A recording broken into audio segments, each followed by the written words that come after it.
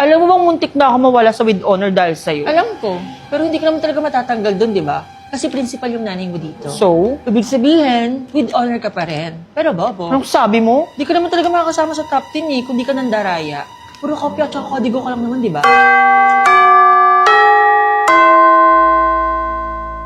Top 5! Top 5 ka lang? Hindi ka ba nahiya? Principal yung nanay mo sa school, tapos top 5 ka lang?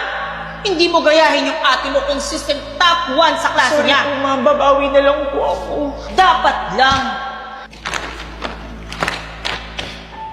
Be, pwedeng patingin ang assignment mo. Promise, hindi ko kokopyahin lahat. Ano kasi, Be, napuyat kasi ako sa paggawa nito eh. Parang unfair lang if kokopyahin mo lang. Damot mo naman.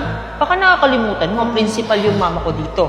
Sige ka, baka mawala yung scholarship mo. Sige, pero wag mo kokopyahin lahat ha.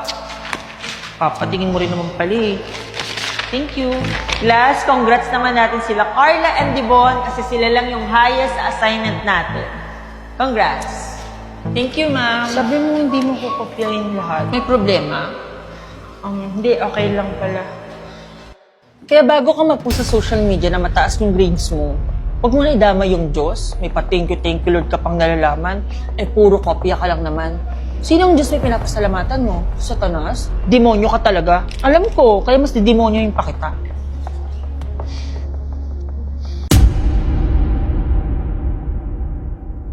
Mga mata niyo.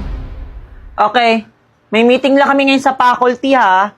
Walang magkokopyahan. Babalik ako agad. Charmaine, lista ka ng noisy mga nag-uusap habang wala ako. C-A-B C B B B A C D B. Finish. Tapos ka na agad. Oo, bakit? Ang dali lang kaya. Okay, may tapos na ba? Anyone? Ma'am, tapos na po ako. Very good, Carla. Alam ko namang magaling kang estudyante. Huwag lang talagang mauulit yung nangyari last Yes, time. ma'am. Hindi na po talaga mauulit yon. And this time po, pinaghirapan ko na po talaga yung exam. O, sino pa? See, hindi ko naman talaga kailangan kumopya sa'yo para makatapos sa exam. Bakit? Sure ka ba sa sagot mo? Mas sure pa sa sure. Okay, sabi mo. Sure ka pala sa mga sagot mo, ha? Tignan natin paglabas ng result. Ang bilis matapos ni Carla sa exam. Nakita ko siya, binangodigo. Sumbukay natin siya kay Wag ma'am. Karma na bahala sa kanya. Ang unfair naman kasi, B, ang hirap-hirap yan mag-review, tapos siya mangungodigo lang. Bakit? Nag-review ka ba bago mag-exam? Unfair talaga. Hindi. Pero sure naman kasi kung bagsak ako, B. Pero unfair yun sa inyo, di ba? Si Karma na bahala sa kanya. Nakakatuwa naman yung klaseng to kasi may naka-perfect na naman sa exam. Sure ako si Carla na naman yan. Oo, si Carla yan. Congrats, Devon! Ikaw lang ang naka-perfect sa exam nyo. Lang? So, siya lang po yung naka-perfect, ma'am? Unfortunately, yes. And medyo na-shock at na-disappoint ako sa result ng exam mo, Carla, because you got 0. What? Paano nangyari yun? Paano nangyari yun? Paano ako na zero? Ilata mo na sagot ko galing sa answer key. Bakit?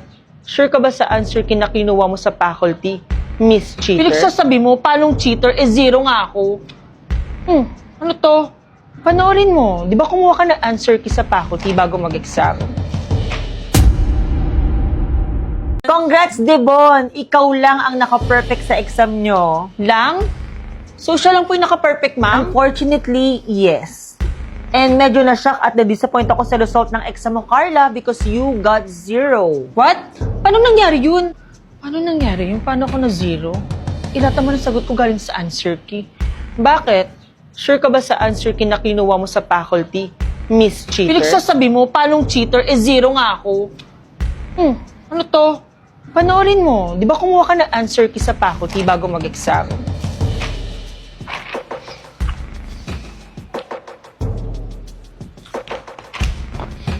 Tingin mo ba yung answer sheet na kinuha mo, yun talaga yung answer sheet sa exam natin? Pinalitan ko yun bago ka pumunta. Kaya yung answer sheet na kinuha mo, yun yung answer sheet na nilagay ko na puro mali yung sagot. So ikaw yung dahilan kaya na zero ako. Ipi-frame up mo pa ako I-delete ko na to. Okay lang. Nasend ko na naman sa lahat yan.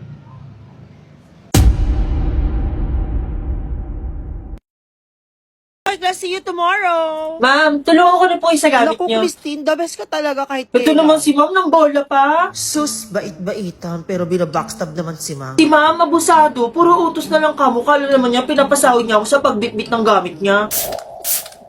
Oh my God, ano yun? Uy, hindi ka matit. Same tayo ng pabango. Ganito rin yung pabango mo? Oo, tingin din yung pabango ko. Kaya pala ang bango mo lagi, ti. Thank you. Napaka-plastic talaga. Parang kahapon lang sinabihan mong amoy putok si Matet. Matet, alam mo bang sinabihan kay Christine kahapon na amoy putok ka daw? Tapos sasabihin niya, ang bango-bango mo today? Plastic-plastic niya talaga. Totoo ba? O bakit parang hindi ka galit? Kilala ko kasi si Christine eh, kaya sure ako hindi talaga siya yung nagsabi nun. Eh sino? Eh siya lang naman talaga nagsabi nun. Tsaka matagal ang backstabber yung babae yan, kahit nga ako binabackstab niya. Mabait talaga si Christine. Kababata ko siya, kaya kilalang kilala ko siya. Kaso may sikreto kasi siya. Sikreto? Anong sikreto niya? Good morning! Ang aga-aga din nakasimangot ka. Alam mo, maaga ka tatanda. Okay, edi tumanda. Eh, alam mo, ang ganda mo talaga sa bagong DP mo ngayon, in fairness sa'yo. Totoo ba? Edi thank you. Bakit parang hindi ka naniniwala sa sinasabi ko? Tingin mo ba nagsisinungaling ako? Good morning, class. Labas niyo Ay, ayan na si ma'am. Pag-uusapan na. Okay, see you tomorrow, class. Ma'am, ako na po magbuhat ng gamit niyo, ma'am. Ang ganda-ganda niyo pa naman today, tapos magbubuhat lang kayo. Tutulong daw. Alam mo, nakakapagod yung pagiging plastic mo talaga, Christine. Lahat na lang pinaplastic mo, pati si ma'am. Paano pinaplastic? Kunwari ka pa, ako tinawag mo kapit sa filter. Si ma'am makapala mukha at abusado, tapos si Matet amoy putok. Lahat na lang sinisiraan mo. Wala akong sinasabing ganyan. Kung gagawa ka ng kwento, wag mo akong idamay. Hala, nag-walkout si Christine. Nag-walk out kasi guilty yan. O ngayon, napahiya talaga siya. Sabi ko sa'yo, pumunta ka muna sa bahay nila. Dapat hindi mo ginawa yun. Bakit? Basta pumunta ka na lang, sasamahan kita. Ito yung bahay nila, Christine? Ang layo ng bahay niya sa school, ha? Buti hindi siya nalilate pag napasok. Actually, medyo malayo nga yung bahay nila, Christine. Ang mahal na pamasahin natin dito, ha? Pati allowance ko nabawasan. Napagastos talaga ako para sa plastic na yan, ha? Naalala mo yung araw na sinabihan akong amoy putok ni Christine? Oo naman, te, di ba? Napaka-plastic niya. Nakita ko tsaka narinig ko mismo kung sino yung nagsabi nun sa akin. O, di ba? Si Christine talaga yung nagsabi. Narinig at nakita mo naman pala, ba't hindi ka nagagalit? Huwag ka na maingay, ayun na si Christine. Bakit parang dalawa si Christine? Isa lang si Christine. Nakita mong isa, yun yung kakambal niya, si Crystal. May kambal siya? Oo, may kakambal siya. Si Christine yung mabait, si Crystal yung masama. Oo, siya yung masama. And siya din yung naninira sa inyo, hindi si Christine. Si Crystal talaga. Eh bakit parang di ko sila nakikitang magkasama sa school? Ano? Sino kasi? yan? May tao ba dyan?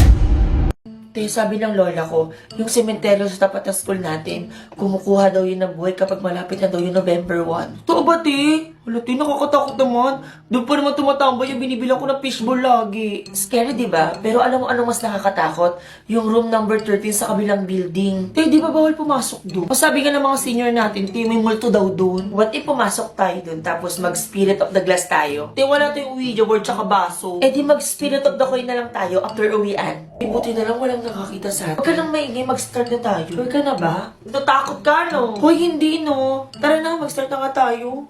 Spiritu, Spiritu, magpakita ka sa amin. Spiritu, Spiritu, magpakita ka sa amin.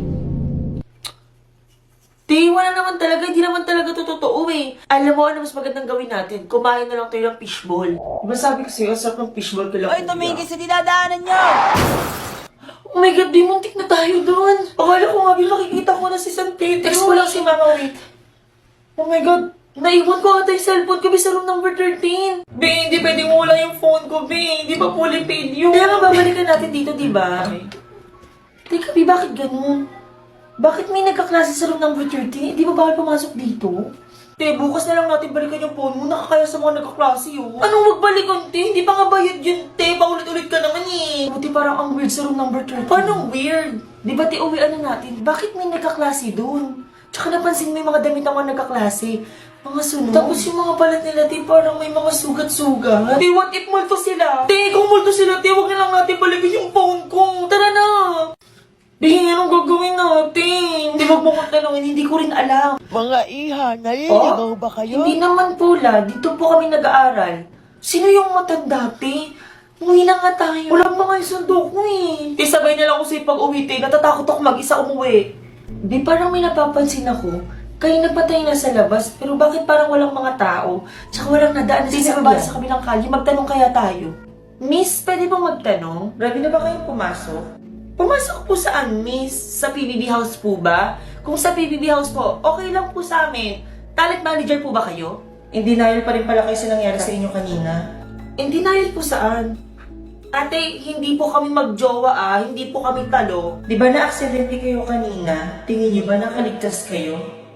Hindi ba kayo nagtataka? Nakikita niyo yung mga estudyante na sunog sa room number 13? Patayin na kayo. Patayin na kayo. Patayin na kayo.